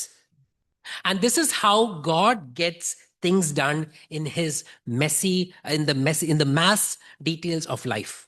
ഇങ്ങനെയാണ് ദൈവം നമ്മുടെ ജീവിതത്തിൽ ഉണ്ടാകുന്ന ക്ലേശകരമായ സാഹചര്യത്തിൽ ദൈവം കാര്യപരിപാടികൾ നിവർത്തിക്കുന്നത്. I would call this the chessboard of God. നമുക്കിതിനെ ഒരു ചെസ് ബോർഡ് എന്ന് പറയാം. Think about the events that happened in Joseph's life. യോസഫിന്റെ ജീവിതത്തിൽ നടന്ന കാര്യങ്ങളെ കുറിച്ച് നമുക്കൊന്ന് വിശകലനം ചെയ്യാം. If his brothers hadn't hated him, he wouldn't have been in Egypt. തന്റെ സഹോദരന്മാർ തന്നെ ഹെയ്റ്റ് ചെയ്തില്ലായിരുന്നുവെങ്കിൽ താൻ ഈജിപ്തിലായിരിക്കില്ലായിരുന്നു. If he hadn't been sold to Potiphar, he wouldn't be in Egypt. തന്നെ പോത്തിഫറിനെ വിട്ടിട്ടില്ലായിരുന്നെങ്കിൽ താൻ ഈജിപ്തിലായിരിക്കില്ലായിരുന്നു. If Potiphar's wife hadn't lied about it, he wouldn't be in prison. പോത്തിഫറിന്റെ ഭാര്യ തന്നെ കുറിച്ച് നുണ പറഞ്ഞില്ലായിരുന്നുവെങ്കിൽ താൻ ജയിലിലാവുകയില്ലായിരുന്നു. If the baker and the cupbearer hadn't offended Pharaoh, they would have never met Joseph. അപ്പക്കാരനും പാനപാത്രവാഹകനും ഫറവോവുമായിട്ടുള്ള പ്രശ്നം ഉണ്ടായില്ലായിരുന്നുവെങ്കിൽ ജോസഫിനെ ജയിലിൽ വെച്ച് കാണുവാനുള്ള സാഹചര്യം ഉണ്ടാവുകയില്ലായിരുന്നു. If the cupbearer had remembered Joseph in the right time, this would not be the time when Pharaoh and Joseph would have met each other. ആ പാനപാത്രവാഹകൻ യോസഫിനെ കുറിച്ച് മുൻപ് ഓർക്കുകയായിരുന്നുവെങ്കിൽ ഇതായിരിക്കില്ലായിരുന്നു യോസഫിന് വരേണ്ടിയിരുന്ന ആ സമയത്തിന്റെ time line. If Joseph would have been released earlier, he would have probably have gone back to Canaan and been as a shepherd. നേരത്തെ തന്നെ യോസഫ് അവിടെ നിന്ന് വിടുതൽ പ്രാപിച്ച് പോവുകയായിരുന്നുവെങ്കിൽ താൻ കനാനിലേക്ക് പോവുകയും അവിടെ ഒരു ആട്ടിടയനെ പോലെയൊക്കെ ആവേണ്ടുന്ന ഒരു ആളായിരുന്നു. And if he was there in the palace, we would see starvation, which would affect the entire world. താൻ ആ കൊട്ടാരത്തിൽ ഇല്ലായിരുന്നുവെങ്കിൽ ലോകം മൊത്തം ഫാമിൻ ക്ഷാമത്തിന്റെ സാഹചര്യത്തിലൂടെ കടന്നു പോവേണ്ടതായിരുന്നു. The second point is the discipline of delay. താമസിക്കുന്ന കാര്യത്തിലുള്ള ദൈവത്തിന്റെ അല്ലെങ്കിൽ ഡിസിപ്ലിനെ നമുക്ക് കാണുവാൻ കഴിയും. It is delay is purposeful. Delay is not denial, but it is purposed by God. Delay അല്ലെങ്കിൽ താമസം എന്ന് പറയുന്നത് ഒരിക്കലും ദൈവത്തിന്റെ ഒരു കൈവിടലല്ല, എന്നാൽ ദൈവത്തിന്റെ ഒരു കാര്യപരിപാടിയാണ്. We read last week from Psalms 105 verse 19, where it says that until the time his prediction came true, the word of the Lord tested him. 105 സങ്കീർത്തനം 19 വാക്യത്തിൽ നാം കാണുന്നുണ്ട്. 105 verses 19. 105 സങ്കീർത്തനം 19 വാക്യം. അവർ അവന്റെ കാലുകളെ വിലങ്ങുകൊണ്ട് ബന്ധിക്കുകയും അവൻ ഇരുമ്പ് ചങ്ങലയിൽ കുടുങ്ങുകയും ചെയ്തു എന്ന് നമുക്ക് അവിടെ വായിക്കുവാൻ കഴിയും. We see that Joseph was sitting in the dungeon for 2 long years. നാം നോക്കുകയാണെങ്കിൽ യോസേഫ് ആ കുണ്ടറയിൽ ഏകദേശം 2 വർഷക്കാലമായിരിക്കുന്നു നമുക്ക് കാണുവാൻ കഴിയും. Every day morning he would have thought, why didn't the cupbearer remember me? എല്ലാ ദിവസവും താൻ വിചാരിക്കുന്നുണ്ടായിരിക്കും, എന്തുകൊണ്ട് ആ പാനപാത്രവാഹകൻ എന്നെ ഓർക്കുന്നില്ല. And at that point he would have thought, what is happening? Why is God not fulfilling the dream, the plan that was there for me? ആ സാഹചര്യത്തിൽ യോസഫ് ചിന്തിക്കുന്നുണ്ടായിരിക്കും, ദൈവം എന്തുകൊണ്ട് എന്നോട് ഇത് ചെയ്തു, ഞാൻ എന്തുകൊണ്ട് ഈ സാഹചര്യങ്ങളിലൂടെ കടന്നു പോകുന്നു എന്നുള്ള കാര്യം. But God at that point of time was actually preserving him, like in a cold storage, preserving him for the moment that Pharaoh would have a bad dream, so that things will fall in place. ദൈവം തന്റെ തക്ക സമയത്തിന് വേണ്ടി യോസഫിനെ കരുതുകയായിരുന്നു. ആ ഫറവോന് ഈ പ്രയാസങ്ങൾ വരുവാനും ആ സമയത്ത് യോസഫിനെ കൃത്യമായിട്ട് ഉപയോഗിക്കുവാനും വേണ്ടി ദൈവം യോസഫിനെ അവിടെ കരുതുകയായിരുന്നു. The providence is God's timing, the sense of time that he is never early and he is never late. കരുതൽ എന്ന് പറയുന്നത് ദൈവത്തിന്റെ കൃത്യമായിട്ടുള്ള സമയത്ത് ചെയ്യുന്ന ഒരു കാര്യമാണ്. അത് ഒരിക്കലും നേരത്തെ ആവുകയുമില്ല, താമസിക്കുകയുമില്ല. He is always right on his time. എപ്പോഴും ദൈവം കൃത്യസമയത്ത് പ്രവർത്തിക്കുന്ന ഒരു ദൈവമാണ്. Next thing that we see, the garment of grace. കൃപയുടെ ഒരു കവചത്തെ നമുക്ക് കാണുവാൻ കഴിയും. In 37 we read that the coat was given of many colors by Jacob. 37 അധ്യായത്തിൽ തന്റെ യോസഫിന്റെ പിതാവ് തനിക്ക് വളരെ കളർഫുൾ ആയിട്ടുള്ള ഒരു ഡ്രസ്സ് കൊടുത്ത് നമുക്ക് കാണാൻ കഴിയും. He was the favorite of his father. പിതാവിന്റെ ഏറ്റവും ഇഷ്ടപുത്രനായിരുന്നു യോസഫ്. But we find that this point of time that providence, in his providence, his pride was stripped out of him. എന്നാൽ അവിടെ നമുക്ക് കാണുവാൻ കഴിയുന്നത് ആ കരുതൽ അല്ലെങ്കിൽ പിതാവിന്റെ ഇഷ്ടം ഉണ്ടായപ്പോൾ തന്നെ തന്റെ അഹങ്കാരം അല്ലെങ്കിൽ അത് പുറത്തു വരുന്നതായിട്ട് നമുക്ക് കാണുവാൻ കഴിയും. In chapter 39 we see again the garment that his freedom was taken out. The garments were stripped out of him. He lost his freedom in chapter 39. ഉൽപ്പത്തി പുസ്തകം 39 അധ്യായത്തിൽ നാം കാണുന്നുണ്ട് തന്റെ വസ്ത്രം അവിടെ വലിച്ചു മാറ്റപ്പെട്ട് തന്റെ സ്വാതന്ത്ര്യം നഷ്ടപ്പെടുന്ന ഒരു അവസ്ഥ. But in chapter 41 verse 42 we find that his garments are changed. He's given a fine linen cloth and given a garment of honor. എന്നാൽ 41 അധ്യായം അതിന്റെ 42 വാക്യത്തിൽ നമുക്ക് കാണുവാൻ കഴിയും ദൈവം തക്ക സമയത്ത് തനിക്ക് ഏറ്റവും ശ്രേഷ്ഠമായിട്ടുള്ള വസ്ത്രവും തനിക്ക് ഏറ്റവും നല്ലതായിട്ടുള്ള ഒരു സാഹചര്യവും നൽകുന്നതായിട്ട്. There was a waiting room that Joseph was going through. യോസഫ് ഒരു വെയിറ്റിംഗ് റൂമിലൂടെ കടന്നു പോകുന്നതായിട്ട് നമുക്ക് കാണുവാൻ കഴിയും. Maybe you might be 30 years old and you're thinking that all of my friends have got married, but I'm not getting a suitable partner. ചിലപ്പോൾ 30 വയസ്സായി ഇരിക്കുന്ന ആരെങ്കിലും ഉണ്ടെങ്കിൽ നിങ്ങൾ നിങ്ങളുടെ കല്യാണത്തിന് വേണ്ടി വെയിറ്റ് ചെയ്യുന്ന ആൾക്കാരുണ്ടാവും. പക്ഷേ നിങ്ങളുടെ ഫ്രണ്ട്സ് ഒക്കെ കല്യാണം കഴിക്കുന്നത് നിങ്ങൾ കാണുന്നുണ്ടാവും. Maybe you're thinking that I worked in my company 5 years and 10 years, but I'm not getting the promotion that is due to me. ചിലപ്പോൾ നാം നമ്മുടെ കമ്പനികളിൽ 5 വർഷം അല്ലെങ്കിൽ 10 വർഷമൊക്കെ ജോലി ചെയ്തിട്ടും എനിക്ക് കിട്ടേണ്ടതായിട്ടുള്ള പ്രൊമോഷൻ കിട്ടുന്നില്ല എന്നുള്ള സാഹചര്യത്തിൽ You might പോകുന്നവരുണ്ടാവും. feel that you're in a dungeon, that is in your cubicle, because you are not recognized for what you have done. അംഗീകാരങ്ങൾ ലഭിക്കാത്ത ഒരു കുണ്ടറയിൽ അകപ്പെട്ടു പോയ ഒരു അവസ്ഥ നമുക്ക് കാണുവാൻ ചിലപ്പോൾ നമ്മുടെ ജീവിതങ്ങളിൽ കാണുവാൻ ചിലപ്പോൾ But കഴിയും. the lesson is, don't misinterpret the silence of God for the absence of God. ദൈവത്തിന്റെ നിശബ്ദതയെ നാം ഒരിക്കലും ദൈവമില്ല അല്ലെങ്കിൽ ദൈവം പ്രവർത്തിക്കുന്നില്ല എന്നുള്ള ഒരു തെറ്റായ ധാരണ നമുക്കുണ്ടാകുവാൻ പാടില്ല. There are providences created, there are delays created by God, but that is also for a purpose and preservation what God has done through all of this. നമുക്കുണ്ടാകുന്ന ഈ താമസങ്ങളും കാര്യങ്ങളും എല്ലാം തന്നെ ദൈവം നമ്മെ കരുതുന്നതായിട്ടും തക്ക സമയത്ത് ദൈവത്തിന്റെ കാര്യപരിപാടികൾ നിർവഹിക്കുവാനുമായിട്ടുള്ള ഒരു കാര്യമാണ്. I remember when mom had 7 years, when the doctors had told that she just had a few years to live. എന്റെ മാതാവിന് അല്പകാലം മാത്രം മുൻപോട്ടുള്ളൂ എന്നുള്ള കാര്യം ഡോക്ടേഴ്സ് എൻ്റെ അടുത്ത് പറഞ്ഞപ്പോൾ The doctor said 2 years, dad prayed for 5 years. Doctors പറഞ്ഞു 2 വർഷം, എന്നാൽ എന്റെ പിതാവ് പ്രാർത്ഥിച്ചത് 5 വർഷത്തേക്കാണ്. And God gave 7 years.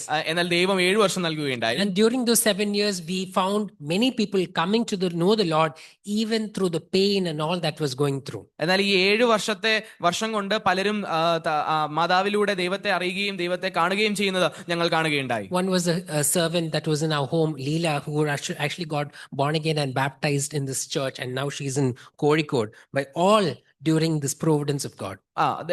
ഞങ്ങളുടെ ഭവനത്തിൽ ജോലി ചെയ്തുകൊണ്ടിരുന്ന ലീല എന്ന് പറയുന്ന സഹോദരി ഈ മാതാവിലൂടെ ദൈവത്തെ അറിയുകയും ഇപ്പോൾ കോഴിക്കോട് ദൈവത്തെ ആരാധിച്ച് മഹത്വപ്പെടുത്തായിരിക്കുന്നതും ഈ താമസത്തിന്റെ ഒരു കാര്യപരിപാടിയാണ്. So in all of this, in the dungeons that you see, that you may face in your life, what Joseph did is he served God. He served in his responsibilities faithfully the prisoners that he planted and waited for the plan of God. യോസഫിന്റെ ജീവിതത്തിലേക്ക് നാം നോക്കുമ്പോൾ നമുക്ക് മനസ്സിലാക്കാൻ കഴിയുന്നത് ഈ കഴിഞ്ഞു പോയ സാഹചര്യങ്ങളിലും കഷ്ടതകളിലും കുണ്ടറകളിലും എല്ലാം ദൈവത്തിന്റെ തക്ക സമയത്തുള്ള പ്രവർത്തനത്തിന് വേണ്ടി ദൈവത്തിന്റെ കാര്യപരിപാടിക്ക് വേണ്ടി യോസഫ് വെയിറ്റ് ചെയ്ത് നമുക്ക് കാണുവാൻ കഴിയും. Now moving on to the promise of God. ദൈവത്തിന്റെ വാഗ്ദത്തത്തിലേക്ക് നാം കടക്കുമ്പോൾ to that I need you to go to chapter 3 verse 15, a verse that we all know very well. അതിനുവേണ്ടി നമുക്ക് 3-ാം അധ്യായം അതിന്റെ 15-ാം വാക്യം നമുക്കൊന്ന് വായിക്കേണ്ടതായിട്ടുണ്ട്. ഉൽപ്പത്തി പുസ്തകം 3-ാം അധ്യായം 15-ാം വാക്യം. ഞാൻ നിനക്കും സ്ത്രീക്കും നിന്റെ സന്തതിക്കും അവളുടെ സന്തതിക്കും തമ്മിൽ ശത്രുത്വം ഉണ്ടാക്കും, അവൻ നിന്റെ തല തകർക്കും, നീ അവന്റെ കുതികാൽ തകർക്കും. This is actually, you asked me, this is a key verse of the entire Bible.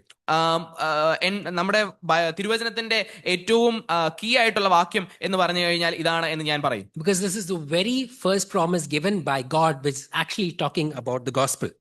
സുവിശേഷത്തെ പറ്റി ദൈവം വളരെ ആദ്യമായിട്ട് തന്നെ പറയുന്ന ഒരു വേദഭാഗമാണ് ഇത്.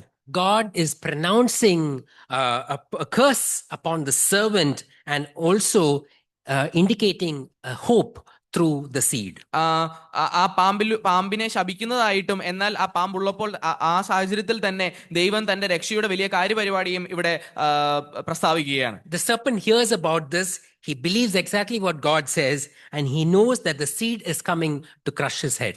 സർപ്പം ഇത് കേട്ടപ്പോൾ സർപ്പത്തിന് മനസ്സിലാവുകയുണ്ടായി, എന്റെ തല തകർക്കുവാൻ തക്കവണ്ണം ഒരു സന്തതി വരും എന്നുള്ള കാര്യം. And that we find in the later chapter 4 we see that Cain murders Abel, the first murder. 4-ാം അധ്യായത്തിൽ നമുക്ക് ആദ്യത്തെ കൊലപാതകം കാണുവാൻ കഴിയും. ഹാബേലിനെ കയീൻ കൊല്ലുന്ന ആ സാഹചര്യം നമുക്ക് കാണുവാൻ കഴിയും. The seed of the serpent is killing the seed of the woman.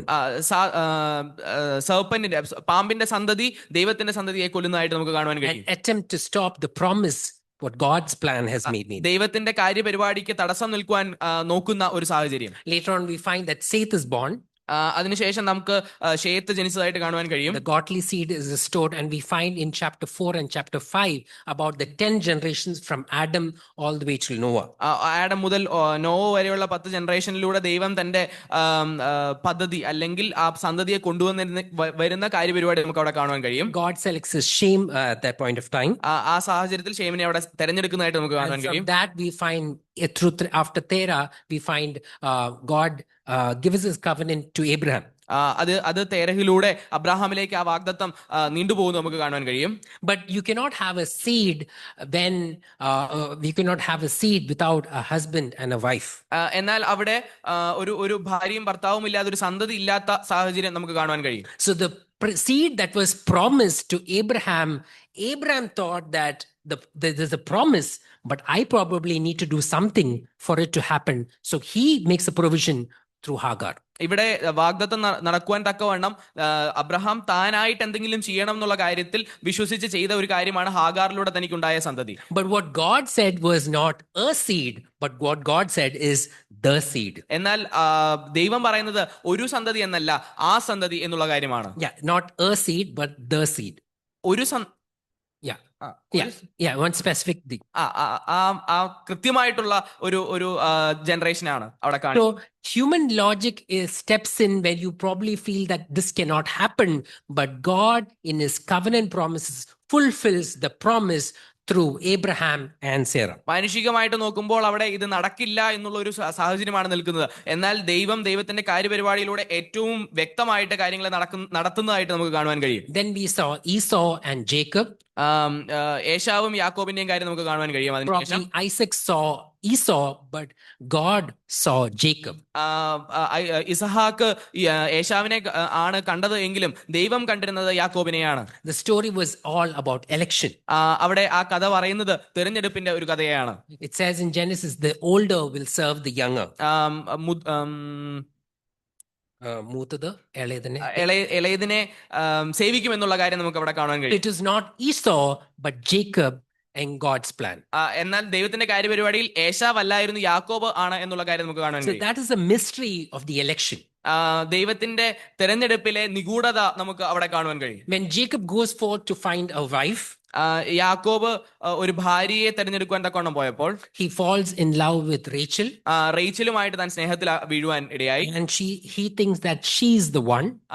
യാക്കോബ് ചിന്തിക്കുകയാണ് റേച്ചലാണ് അവനുള്ളവൾ എന്ന്. And he works for 7 years. 7 വർഷം താൻ അതിനുവേണ്ടി പ്രവർത്തിക്കുകയാണ്. And he wakes up the next morning after his marriage. തന്റെ വിവാഹശേഷം പിറ്റേ ദിവസം എഴുന്നേറ്റപ്പോൾ he finds that it is not the one but it is the other one whom he gets. തനിക്ക് വേണ്ടിയിരുന്നതല്ല, വേറൊരു വ്യക്തിയാണ് എന്നുള്ള കാര്യം താൻ മനസ്സിലാക്കുകയാണ്. Though you think that this is the story a love story, ഇതൊരു ലവ് സ്റ്റോറിയാണെന്ന് നമുക്ക് തോന്നാം. But this is not a love story, but it is the election story. ഇത് പക്ഷെ ഒരു ലവ് സ്റ്റോറി അല്ല, ദൈവത്തിന്റെ തിരഞ്ഞെടുപ്പിന്റെ കഥയാണ്. നമുക്ക് Jacob loved Rachel, he loved her. God heard and saw Leah and blessed her, through which we find Reuben, Simeon, Leah, and finally Judah. നാം നോക്കുകയാണെങ്കിൽ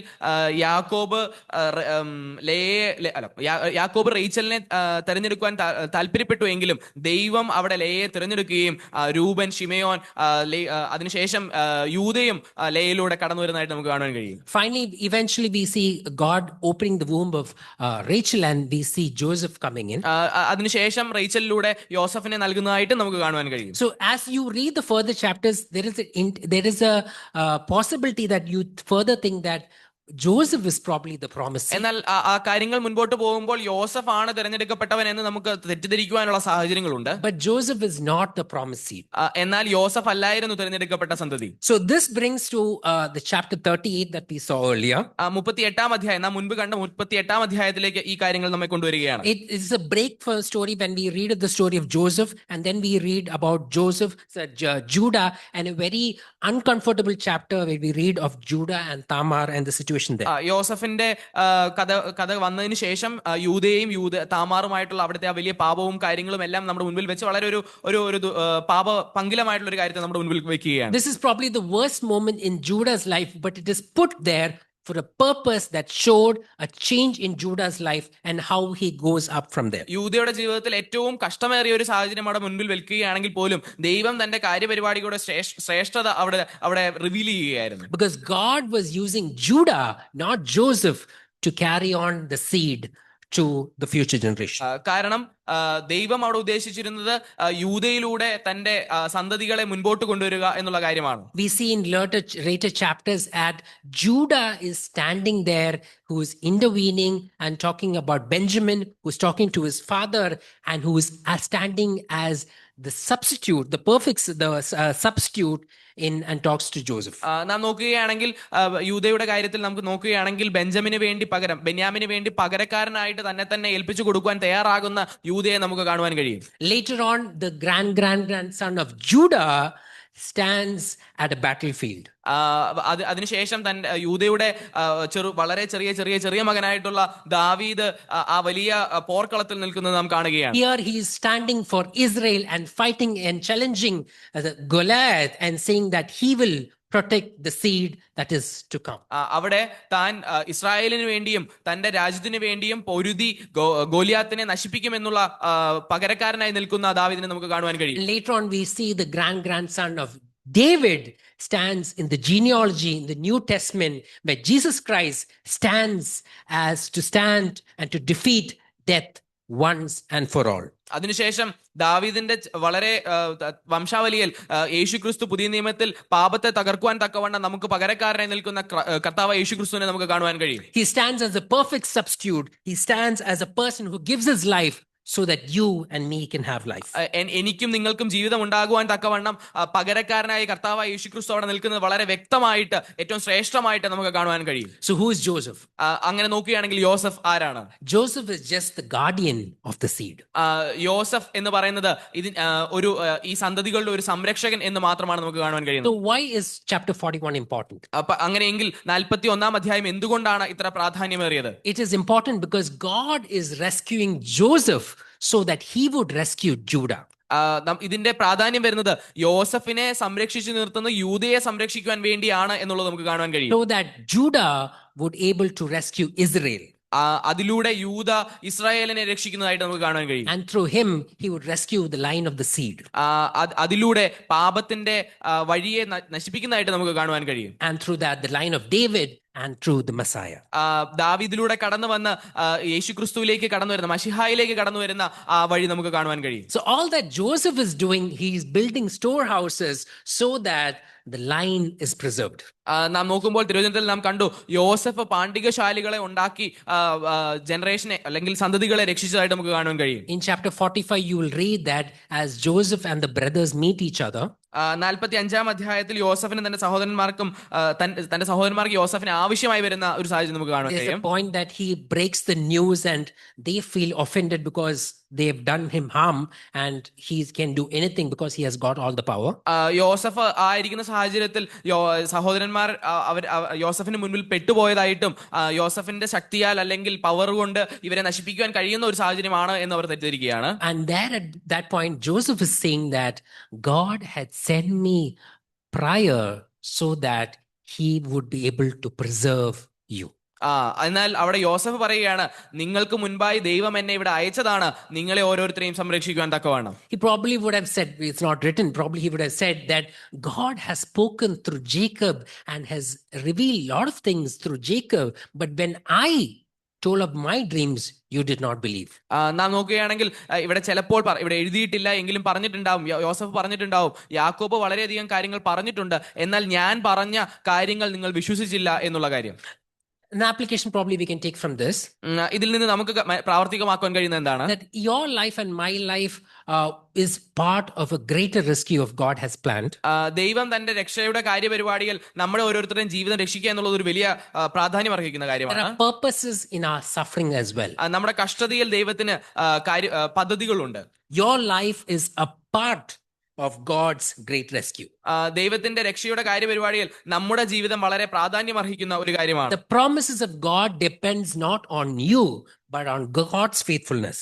നമ്മിലല്ല ദൈവത്തിന്റെ വാഗ്ദത്തങ്ങളും കാര്യപരിപാടിയും അടങ്ങിയിരിക്കുന്നത്, എന്നാൽ ദൈവത്തിന്റെ പദ്ധതിയിലാണ് കാര്യങ്ങൾ അടങ്ങിയിരിക്കുന്നത്. If God promises were based on my faithfulness, his promises would never be fulfilled. എന്റെ വിശ്വസ്തതയിലാണ് ദൈവത്തിന്റെ വാഗ്ദത്തം അടങ്ങിയിരുന്നത് എങ്കിൽ അത് ഒരിക്കലും നിവൃത്തിയാകുകയില്ലായിരുന്നു. But he uses your life to carry his promises through. എന്നാൽ ദൈവം നമ്മുടെ ജീവിതങ്ങളെ എടുക്കുകയാണ് ദൈവത്തിന്റെ വാഗ്ദത്തത്തെ മുൻപോട്ട് കൊണ്ടുപോകാൻ തക്കവണ്ണം. The next point, the posterity of God.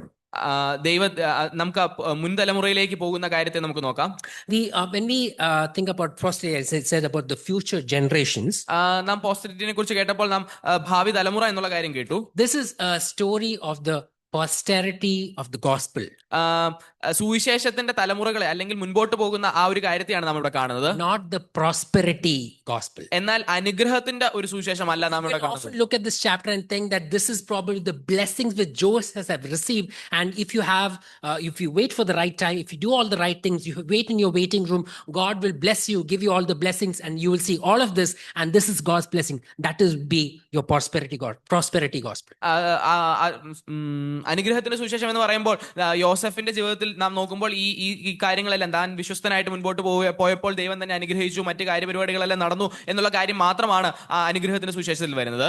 This is actually, I would say, the peril in the palace that he was going through. എന്നാൽ ആ കൊട്ടാരത്തിലൂടെ കടന്നുപോയ കഷ്ടതയാണ് ഞാൻ ഇവിടെ ഊന്നിക്കാണിക്കുവാൻ You ആഗ്രഹിക്കുന്നത്. might often say that, hallelujah, because he's got a golden chain, he's got the best of positions and all of that. And you say, this is the best place to be. യോസഫിന്റെ ഇപ്പൊ ഉണ്ടായിരിക്കുന്ന നന്മകളെ കാണുമ്പോൾ നാം ചിലപ്പോൾ ദൈവത്തെ മഹത്വപ്പെടുന്ന ഒരു സാഹചര്യം ഉണ്ടായേക്കാം. But probably what you need to remember that he was here serving a pagan king. എന്നാൽ ഇവിടെ ആയിരിക്കുന്ന സാഹചര്യം എന്ന് പറയുന്നത് ഒരു ജാതീയമായിട്ടുള്ള രാജാവിനെ സെർവ് ചെയ്യുന്ന ഒരു സാഹചര്യമാണ്. He had received a pagan name. ഒരു ജാതീയമായിട്ടുള്ള പേര് യോസഫിന് ലഭിച്ചിരിക്കുകയാണ്. Remember others who got his pagan name, Daniel and the others in the book of Daniel. ദാനിയേലിന്റെ പുസ്തകത്തിൽ ദാനിയേലിനും തന്റെ കൂടെയുള്ളവർക്കും ജാതീയമായിട്ടുള്ള പേര് ലഭിച്ച കാര്യം നമുക്ക് കാണാൻ That കഴിയും. is never a good thing. അത് ഒരിക്കലും ഒരു നല്ല കാര്യമായിരുന്നില്ല. Probably the only thing that we cannot comment as a bad thing was he took a wife from a foreign land. എന്നാൽ ആ കാര്യങ്ങളിൽ നമുക്ക് എന്തെങ്കിലും നല്ലത് എന്ന് പറയാൻ കഴിയുന്നത് ജാതികളിൽ നിന്നും താൻ ഒരു ഭാര്യയെ എടുത്തു എന്നുള്ള ഒരു കാര്യം മാത്രമാണ്. Not as a good thing, but not as a bad thing. അത് ഒരു നല്ല കാര്യമായിട്ടല്ല, എന്നാൽ അതൊരു മോശം കാര്യമല്ല എന്ന് കാണാൻ. Because what God said to Abraham and his descendants that do not take a wife for you from Canaan. അബ്രഹാമിനോട് ദൈവം പറയുന്നതായിട്ട് നാം കാണുന്നുണ്ട്, കനാനിൽ നിന്ന് നിനക്ക് കനാനിന് ഭാര്യ എടുക്കാൻ പാടില്ല. കനാനിൽ നിന്ന് ഭാര്യ എടുക്കാൻ പാടില്ല എന്ന് അബ്രഹാമിനോട് ദൈവം പറയുന്നതായിട്ട് നമുക്ക് കാണാൻ കഴിയും. But if you see Moses itself, he took Zipporah, was never a Israelite. മോശ ഭാര്യ എടുത്തത് ഇസ്രായേലി അല്ല എന്ന് നമുക്ക് കാണാൻ കഴിയും. So that was probably another thing. But rest everything that all the place that he had a father-in-law who was a priest of the nation, and all that was there out there was negative. അവിടെ ഉള്ള കാര്യങ്ങളെല്ലാം തന്നെ ഒരു ദോഷമായിട്ടുള്ള കാര്യമാണ്. തന്റെ അമ്മായിപ്പൻ, തന്റെ ഭാര്യ പിതാവ് എന്ന് പറയുന്നത് അവിടുത്തെ ജാതീയമായിട്ടുള്ള ഒരു പുരോഹിതനായിരുന്നു. If you look at from the worldly perspective, we look from the worldly perspective from Joseph standpoint of view. ലോകത്തിന്റെ കാഴ്ചപ്പാടിൽ നാം യോസഫിനെ നോക്കുകയാണെങ്കിൽ, When our children have the best of jobs in a multinational company, നമ്മുടെ മക്കൾക്കൊക്കെ വലിയൊരു international അല്ലെങ്കിൽ multinational കമ്പനിയിൽ ഒരു CEO പോസ്റ്റ് ഒക്കെ ലഭിക്കുകയാണ്. they get all the best positions, they get to travel everywhere. അവർക്ക് ഏറ്റവും നല്ല സ്ഥാനങ്ങൾ കിട്ടി, അവർക്ക് എവിടെയും യാത്ര ചെയ്യാനുള്ള സാഹചര്യങ്ങൾ ലഭിച്ചു. Because of their best of jobs, they're not able to attend any church because they're very, very busy. അവർ അത്രയും നല്ലതായിട്ട് കാര്യങ്ങൾ ചെയ്യുന്നതുകൊണ്ട് തന്നെ അവരുടെ തിരക്കുകൾ മൂലം ദൈവസഭയിൽ വരുവാനോ ദൈവത്തിന് സമയം കൊടുക്കുവാനോ അവർക്ക് കഴിയുന്നില്ല എന്ന് And കരുതുക. because they're in a foreign land, they get married to someone because that is the situation at that point of time. അവരുടെ ജീവിത സാഹചര്യം വെച്ച് അവർ അവിശ്വാസിയായിട്ടുള്ള ഒരാളെ വിവാഹം കഴിക്കുന്ന ഒരു സാഹചര്യം ഉണ്ടായെന്ന് കരുതുക. Would you call that as a blessing? അത് ഒരു അനുഗ്രഹമായിട്ട് നാം കാണുമോ? It was never a blessing to Joseph. ഇതൊരിക്കലും ഒരു അനുഗ്രഹമായിരുന്നില്ല യോസഫിന്റെ ജീവിതത്തിൽ. You will understand as you read verses 50 to 52. 50 മുതൽ 52 വരെയുള്ള വാക്യങ്ങൾ നമുക്ക് വായിക്കുകയാണെങ്കിൽ കാര്യങ്ങൾ നമുക്ക് മനസ്സിലാക്കാൻ കഴിയും. Joseph had two sons. He gives both the names or Hebrew names to both his sons. തന്റെ രണ്ട് ആൺമക്കൾക്കും രണ്ട് എബ്രായ പേരുകൾ നൽകുന്നതായിട്ട് നമുക്ക് കാണാൻ കഴിയും.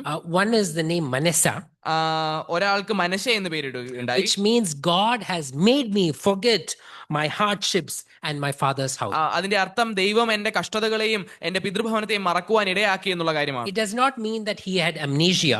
തനിക്കൊരു മറവിയുടെ അസുഖം വന്നു എന്നുള്ള കാര്യമല്ല. But it means rather that he released that. എന്നാൽ അതിൽ നിന്ന് വിടുതൽ ലഭിച്ചു എന്നുള്ള ഒരു കാര്യമാണ് ഇവിടെ വരുന്നത്. He refused to have bitterness to what has happened in the past. തന്റെ ജീവിതത്തിലുണ്ടായ കഷ്ടപ്പാടുകളുടെ കയ്പ് നിറഞ്ഞ അനുഭവം എടുക്കുകയായിരുന്നില്ല യോസഫ് ചെയ്തത്. He refused to be a victim of what he had gone through in those 13 years. തനിക്ക് ഉണ്ടായ കഷ്ടപ്പാടുകളുടെയും മോശമായിട്ടുള്ള സാഹചര്യങ്ങളുടെയും ഒരു വിക്ടിം ആവുകയായിരുന്നില്ല യോസഫ് ചെയ്തത്. Many times when you go through bad situations, bad things happen to you, you turn that why did God do all of this to me? And you tend to remember and live your life based on those moments. നാം ജീവിതത്തിൽ ഇങ്ങനെ പോകുമ്പോൾ ചില സാഹചര്യങ്ങളിൽ നമുക്ക് തോന്നാം, ദൈവം എന്തുകൊണ്ട് എന്റെ ജീവിതത്തിൽ ഇങ്ങനെ ചെയ്തു, എന്നെ ഈ കഷ്ടപ്പാടുകളിലൂടെ ഒക്കെ എങ്ങനെ എന്തിന് ദൈവം കൊണ്ടുപോകുന്നു എന്ന് നാം ചിന്തിക്കാം. Probably you may have a dispute with someone, your relative or someone, or but something, this thing, and you carry that on for years and to decades, and you carry out even to your children.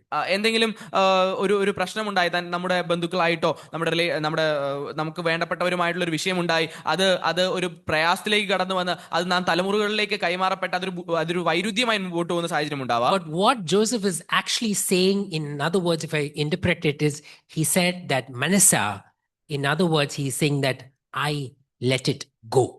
എന്നാൽ മനശ്ശയുടെ പേരിൽ നൽകിയപ്പോൾ യോസഫ് ഉദ്ദേശിക്കുന്ന കാര്യം എന്ന് വെച്ചത് ഇതെല്ലാം ഞാൻ വിട്ടുകളയുകയാണ് എന്നുള്ള ഒരു കാര്യം അവിടെ താൻ പ്രസ്താവിക്കുകയാണ്. In other words, he was saying that God has blessed me enough and I let go what has happened in the past. I let go what my brothers had did. I let go what has happened to what Potiphar and others had done. I let it go. എന്റെ ജീവിതത്തിലുണ്ടായ കഷ്ടപ്പാടുകളെല്ലാം വിട്ടുകളവാൻ തക്കവണ്ണം Potiphar എനിക്ക് ചെയ്തത്, എന്റെ സഹോദരന്മാർ എനിക്ക് ചെയ്തത്, എന്റെ ജീവിതത്തിലുണ്ടായ കഷ്ടപ്പാടുകളെല്ലാം വിട്ടുകളവാൻ തക്കവണ്ണം ദൈവം എന്നെ അനുഗ്രഹിച്ചു എന്ന് യോസഫ് വിശ്വസിക്കുകയാണ്. And that was his Manasseh moment. അതാണ് മനശ്ശെ എന്നുകൊണ്ട് താൻ പ്രസ്താവിക്കുന്നത്. The second name was Ephraim. രണ്ടാമത്തെ പേര്, തന്റെ രണ്ടാമത്തെ മകന്റെ പേര് എന്ന് പറയുന്നത് എഫ്രൈം എന്നാണ്. It says that God has made me fruitful in the land of my affliction. എനിക്ക് ദോഷകരമായിട്ടുള്ള സ്ഥലത്ത് എനിക്ക് നന്മ ദൈവം നൽകി എന്നുള്ള അർത്ഥമാണ് അതിന് വരുന്നത്. What does he call the land that he is staying? താൻ ആയിരിക്കുന്ന സ്ഥലത്തെ താൻ എന്തെന്നാണ് വിളിക്കുന്നത്? The land of my affliction, not the land of my blessing. കഷ്ടത്തിന്റെ, ഇരുന്ന കഷ്ടത്തിന്റെ സ്ഥലം എന്നാണ് യോസഫ് അതിനെ വിളിക്കുന്നത്. Joseph knew that this was not his home. തനിക്ക് അവകാശമായിട്ടുള്ള സ്ഥലമല്ല, തനിക്ക് വേണ്ടുന്ന ഒരു സ്ഥലമല്ല അതെന്നുള്ള തിരിച്ചറിവ് യോസഫിന് ഉണ്ടായിരുന്നു. He probably knew, or he had a citizenship of Egypt at that point of time. ആ സാഹചര്യത്തിൽ തനിക്ക് അവിടെ ഒരു പൗരത്വം, ഈജിപ്തിലെ പൗരത്വം ഒക്കെ ഉണ്ടാവാമായിരുന്നിരിക്കാം. He was part of the royal family because of whom he had married and all the positions that he had. തന്റെ വിവാഹ ജീവിതത്തിലൂടെയും മറ്റും താൻ അവിടുത്തെ രാജകീയ കുടുംബത്തിന്റെ ഒരു അംഗമായിരുന്നിരിക്കാം. He was the second chariot to Pharaoh. He was kind of like a Rolls Royce that he was driving. താൻ അവിടുത്തെ ഫറവോന് ശേഷം രണ്ടാമൻ എന്നുള്ള നിലയിൽ ഒരു ഇന്നത്തെ സാഹചര്യം വെച്ച് നാം പറയുന്നത് റോൾസ് റോയ്സ് ഒക്കെ ഉള്ള ഒരു വ്യക്തിയായിരുന്നു. But he did not contain or understand this as a blessing, but rather this was the land of his affliction. ഇതൊന്നും താൻ ഒരു അനുഗ്രഹമായിട്ട് കണക്കിട്ടില്ല, ഇത് എല്ലാം തനിക്ക് ദോഷത്തിനായിട്ടുള്ള ഒരു കാര്യം എന്നാണ് യോസഫ് കണക്കിട്ടത്. When his money came, he did not understand that his place was here, but his place was back in the promised land. തനിക്ക് സാമ്പത്തികമായിട്ടുള്ള അനുഗ്രഹം വന്നപ്പോൾ ഇതാണ് എന്റെ സ്ഥലം എന്ന് താൻ ഒരിക്കലും കരുതിയില്ല.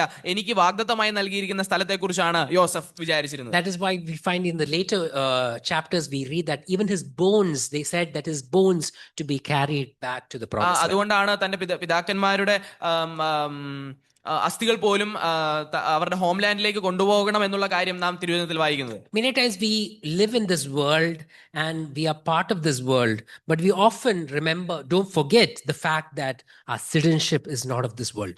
നാം ഈ ലോകത്തിലായിരിക്കുമ്പോൾ നാം ഓർക്കേണ്ടുന്ന ഒരു വസ്തുതയാണ്, നാം ഒരിക്കലും ഈ ലോകത്തിന് അവകാശമുള്ളവരല്ല, നമുക്ക് വലിയ ഒരു ദേശം നമുക്കായി ഒരുങ്ങുന്നുണ്ട് എന്നുള്ളത്. So don't drive your tent pegs too deep on this earth, because it's very hard to take it off. നമ്മുടെ കൂടാരത്തിന്റെ കുറ്റികൾ ഒരിക്കലും നാം ഈ ലോകത്തിൽ അടിക്കേണ്ടതല്ല, കാരണം അവിടെ നിന്ന് മാറുവാൻ നമുക്ക് വളരെ പ്രയാസകരമായിരിക്കും. We are planned for a greater city, for a better promised land that God has prepared for us. നമുക്ക് വാഗ്ദത്തത്തോടു കൂടി ദൈവം ഒരുക്കിയ നല്ലൊരു ദേശം നമുക്കായി കാത്തിരിക്കുന്നുണ്ട്.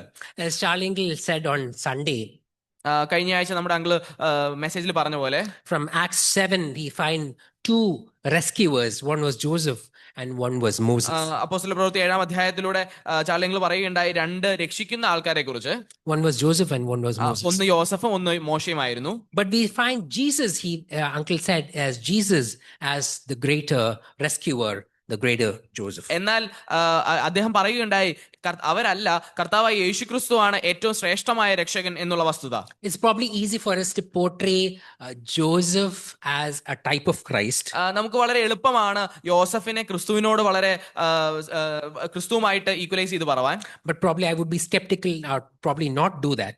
എന്നാൽ അങ്ങനെ ചെയ്യുവാൻ ഞാൻ അത്ര താല്പര്യപ്പെടുന്നില്ല. But probably there are a lot of parallelisms that you can draw between Joseph and Jesus Christ. എന്നാൽ യോസേഫും യേശുക്രിസ്തുവുമായിട്ട് വളരെയധികം സമാന്തരതകൾ നമുക്ക് തിരുവചനത്തിൽ കാണുവാൻ കഴിയും. We find in the last verses of this chapter that Joseph gives bread during the time of famine. ഇതിന്റെ അവസാന ഭാഗങ്ങളിൽ നമുക്ക് കാണുവാൻ കഴിയും യോസഫ് തന്റെ കുടുംബത്തിന് ഭക്ഷണം നൽകുന്നതായിട്ട് നമുക്ക് കാണുവാൻ കഴിയും. And Jesus is the bread of life. കർത്താവ് യേശുക്രിസ്തു നമ്മുടെ ജീവിതത്തിൽ നൽകിയ അപ്പമാണ് എന്നുള്ള കാര്യം നമുക്ക് അറിയാം. He saved his family from physical starvation. ലൗകികമായിട്ടുള്ള വിശപ്പിൽ നിന്ന് തന്റെ കുടുംബത്തെ രക്ഷിക്കുന്ന യോസഫിനെ നമുക്ക് കാണുവാൻ കഴിയും. But Jesus Christ saved the whole humanity from spiritual death.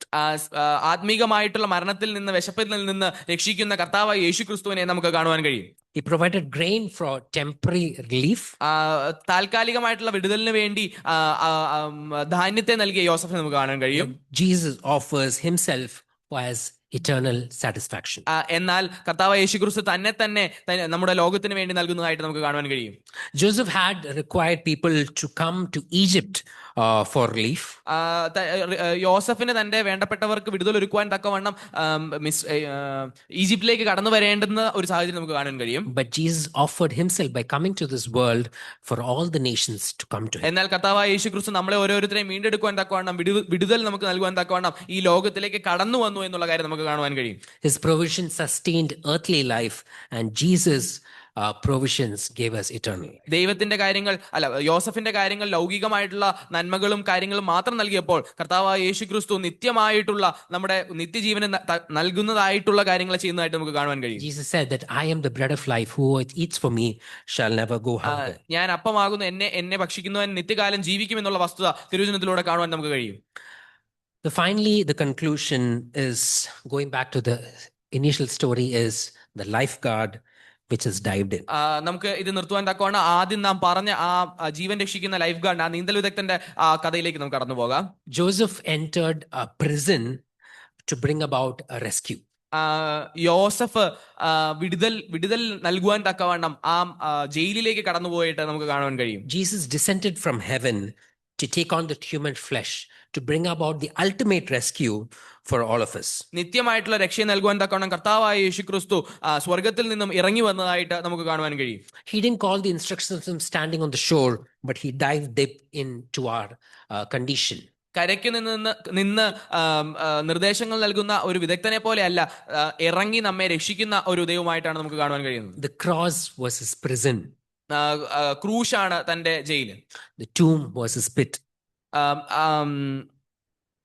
കല്ലറയായിരുന്നു തന്റെ കുഴി. But Easter morning was his exaltation. എന്നാൽ ഈസ്റ്റർ ദിവസമായിരുന്നു തന്റെ ഉയർപ്പിന്റെ ദിവസം. And he was exalted to the right hand of the Father and given authority so that whoever believes in him shall not perish but have eternal life. പിതാവിന്റെ വലതുഭാഗത്തേക്ക് കർത്താവ് യേശുക്രിസ്തുവിനെ ഉയർത്തി താൻ ആയിരിക്കുന്ന സാഹചര്യത്തിൽ എന്നിൽ വിശ്വസിക്കുന്ന എല്ലാവരും രക്ഷ പ്രാപിക്കും എന്നുള്ള കാര്യത്തെ പറവാൻ തക്കവണ്ണം ദൈവത്തെ ഉയർത്തി നമുക്ക് കാണാൻ കഴിയും. The lifeguard has dived in. ആ രക്ഷിക്കുന്ന വീരനായ ദൈവം ഇറങ്ങി നമ്മെ രക്ഷിക്കുന്ന കാര്യം നമുക്ക് കാണാൻ. Will you receive the rescue that he offers? ആ ദൈവം ഒരുക്കുന്ന രക്ഷ നാം ഓരോരുത്തരും സ്വീകരിക്കുമോ? As a believer, ഒരു വിശ്വാസി എന്നുള്ള നിലയിൽ when we look at our whole lives, നാം നമ്മുടെ ജീവിതത്തിലേക്ക് നോക്കുമ്പോൾ we come to a church and we've been here for many years. നാം സഭായോഗങ്ങളിലും സഭയിലും വർഷങ്ങളായിട്ട് കടന്നു വരുന്നവരാണ്. But we often treat God like a swimming coach. നാം പക്ഷെ പലപ്പോഴും ദൈവത്തെ ഒരു ഈ ആദ്യം പറഞ്ഞതുപോലെയുള്ള നീന്തൽ വിദഗ്ധനെ പോലെയാണ് സമീപിക്കുന്നത്. Often tired, exhausted, trying to kick harder, trying to tick all the boxes to relive the light life. വളരെ കഷ്ടപ്പെട്ട് കൈയും കാലും ഇട്ട് അടിച്ച് വെള്ളത്തിൽ സർവൈവ് ചെയ്യാൻ നോക്കുന്ന പോലെ നമ്മുടെ ജീവിതത്തിൽ ഓരോ ടിക്ക് ബോക്സസ് നോക്കി പോകുന്നത് പോലെ ആയിരിക്കും. You might be attending services, giving tithes, reading the Bible, helping others, but still there is something where you are still sinking. നാം സഭായോഗങ്ങളിലെല്ലാം കടന്നു വരുന്നുണ്ടായിരിക്കും, സ്തോത്ര കാഴ്ചകൾ അല്ലെങ്കിൽ ദൈവത്തിന് നൽകുന്നുണ്ടായിരിക്കും, നമ്മുടെ ജീവിതത്തിൽ നിന്ന് നന്മകളെ ദൈവത്തിന് നൽകുന്നുണ്ടായിരിക്കും. എന്നാൽ എന്തോ ഒരു കാര്യം നമ്മുടെ ജീവിതത്തിൽ നമ്മൾ മിസ് ചെയ്യുന്നുണ്ട്. Even as you're sinking, you might be in your secret sin and you might be stinking because of that. നമ്മുടെ രഹസ്യ പാപങ്ങളിൽ നാം മുങ്ങിപ്പോകുന്ന ഒരു അവസ്ഥ നമുക്ക് ഉണ്ടാവാം. In your anxieties, in your guilt, in the way that you're living, you're not living the life God has called you to. നമ്മുടെ ജീവിത ഭാരങ്ങളിലും നാം ജീവിക്കുന്ന സാഹചര്യങ്ങളിലും ദൈവത്തിന് വേണ്ടുന്നതല്ലാത്ത ഒരു ജീവിതമായിരിക്കാം നാം മുൻപിൽ വെക്കുന്നത്. The message of chapter 41 is not to live a life like Joseph had lived.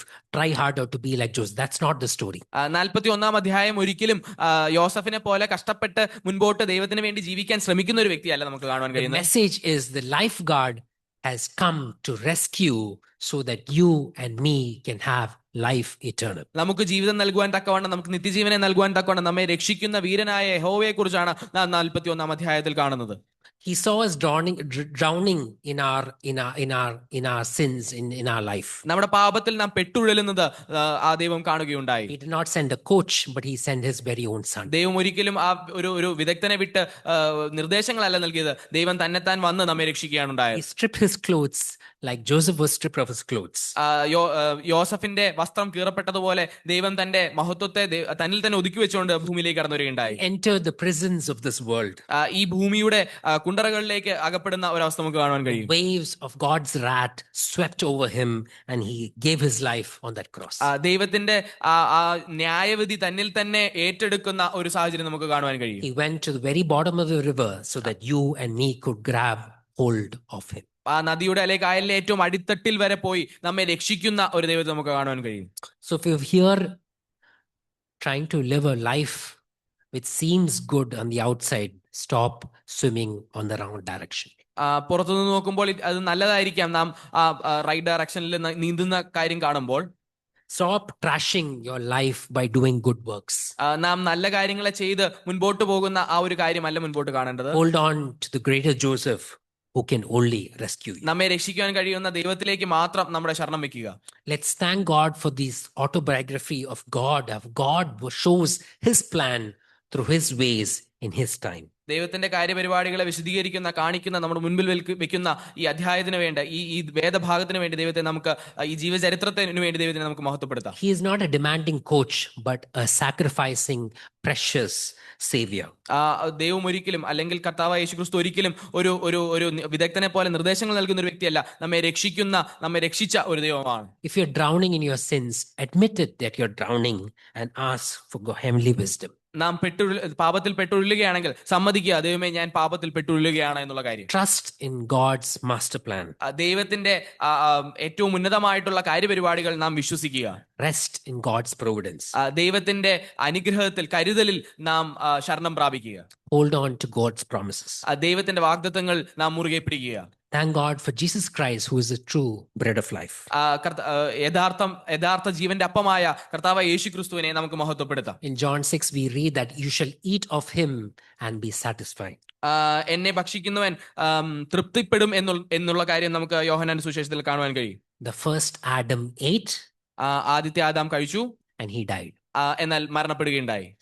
And as a result, അതിന്റെ ഫലമായിട്ട് this last Adam died so that we can feast with him. ഒടുക്കത്തെ ആദാമായ കർത്താവായ യേശുക്രിസ്തു നമുക്ക് വേണ്ടി തകർക്കപ്പെട്ട നമുക്ക് ഒരുക്കിയ രക്ഷയെ നമുക്ക് കാണുവാൻ കഴിയും. Let's hold on to his promises. ദൈവത്തിന്റെ വാഗ്ദത്തത്തിൽ നമുക്ക് ശരണം പ്രാപിച്ച് മുൻപോട്ട് പോകുവാൻ കഴിയട്ടെ. May his name be glorified. ദൈവത്തിന്റെ അതിപരിശുദ്ധമായ നാമം വാഴ്ത്തപ്പെടുമാറാകട്ടെ.